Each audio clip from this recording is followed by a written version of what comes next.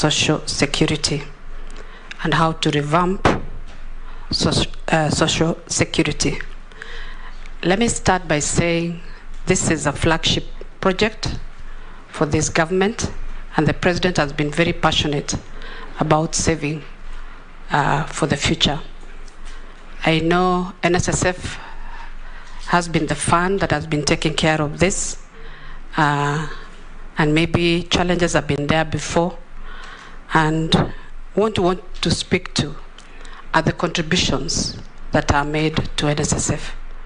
The 200 shillings that is paid by the worker and the employer is not enough to be able to save for the future. We have seen the challenges that beneficiaries have at the end or at retirement. They are not able to get those benefits because maybe the fund is not enough.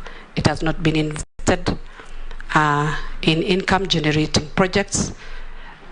I think the savings have been earning very low interests, so the returns are not enough to be able to make meaningful benefits to the beneficiaries. However, I think we should look at what other countries are doing. When I looked at Uganda, looked at Tanzania, we are proposing in Kenya to raise the contributions to about 6% of our pay, of the pay of the workers. Across in Uganda, it is about 15%, 16%. So we are not even yet there. But we want to tell our people to save for the future. When we save more, we are guarding that future by having more contributions. The other thing that I know is that the contributions that we make is not pegged on the salaries that Kenyans have or the workers in Kenya get.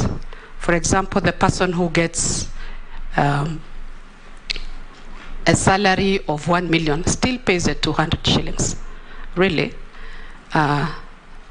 we need to increase depending on the amount that a person is earning to be able to have better contributions and have a better contributions to NSSF.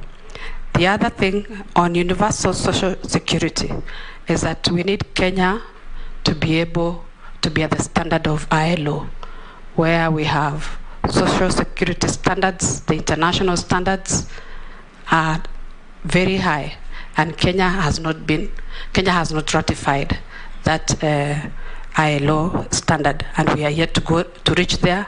It will take maybe another 4 years for us to be able to reach at that international standard. That question I will still answer on the question that has been asked on the same later on, that was asked by Honorable Mbui. Now, the informal sector on NSSF savings that has been asked by Honorable Ichung'wa, how we bring in the informal sector to be able to pay into this NSSF. What I know is that currently we are getting contributions from the employed workers. We are not getting contributions from the informal sector, the mama mboga, the boda boda sector. We need to find a way how we can generate or how we can attract payments from the informal sector. Either we partner with Safaricom so that when you load airtime, part of it goes to NSSF, and be able to know how we can bring on board and ensure that these investments are productive, so that we are encouraged to save onto NSSF. Because right now we have SACCOs. We go to SACCOs because we get dividends.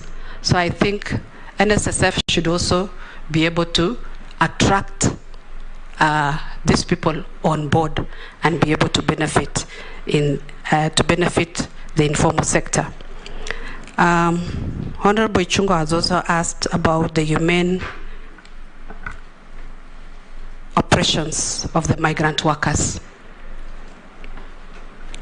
I want to empathize with the migrant workers that have gone to the Middle East and have been oppressed.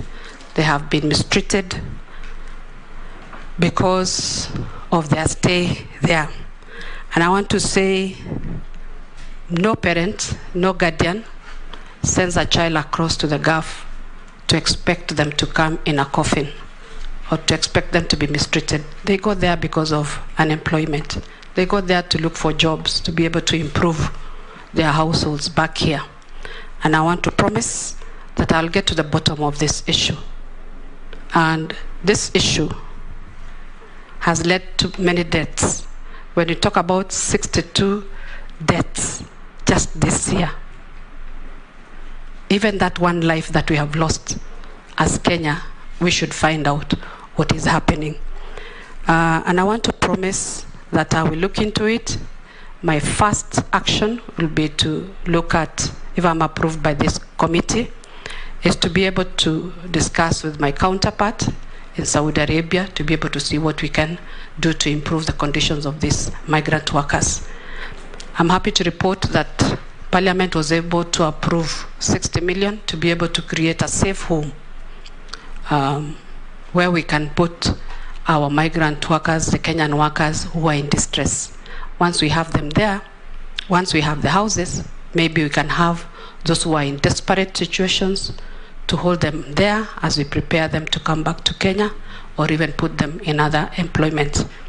The other challenge that we have as a Ministry of Labor is that the labor attaches that are in Gulf region are very few.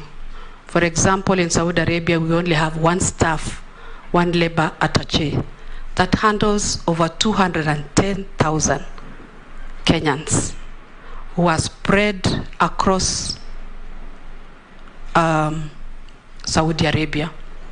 So part of that money that has been approved will be employing about 10 labor attachés that will be able to spread them across Saudi Arabia in various cities so that they are able to handle them and be able to listen to them. My also thoughts are the workers that we have in Saudi Arabia are about 210,000. Within those cities, they should be able to be knowing who they are, who are there, be able to help each other, have some form of relaying of information from each other, so that we have sort of kind of people who man them among themselves and be able to report to the labor attachés to be able to sort their problems in time. The other issue that I would be trying to look at is to be able to ensure that they have a welfare fund so that all the time they have issues, they can be helped. And I think they should also have some cover for medical, because it looks like when they are in problems, they are in health issues, they have health issues, they are not treated well and they suffer, and by the time they are back here,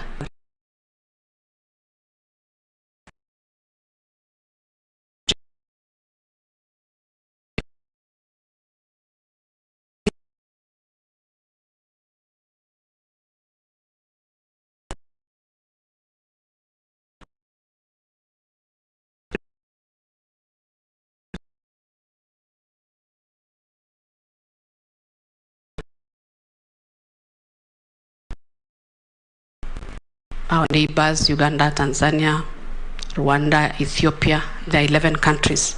I'll be following up on that to see how far they are. Here, the minister in charge currently is Minister of Labor from Ethiopia, and I'll be following up to see how much they've done. Speaking on the same, I would want to say it is also good for us to open up markets, more markets than Saudi Arabia, be able to do bilateral labor agreements with other countries. We don't have to rely on Saudi Arabia alone. The other thing that needs to be done is to streamline NEA, National Employment Authority, that does the registration of these agencies. I'm told the agencies is about 500.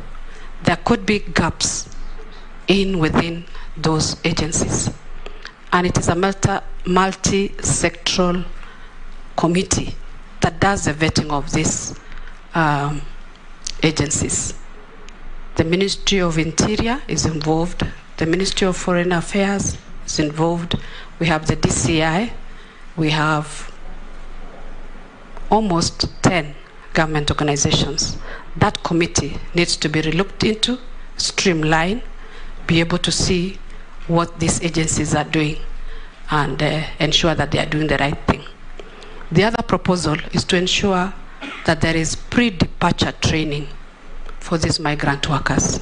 Some of them, they go to Saudi Arabia without the basic skills. They don't have the language, so once they reach there, they're not able to speak in English, so they're not able to communicate with the Saudis. Number two, if they don't go through this training, once they reach there, they may not be able to do the household activities that they are supposed to do, and also even to be given the basics about the culture of the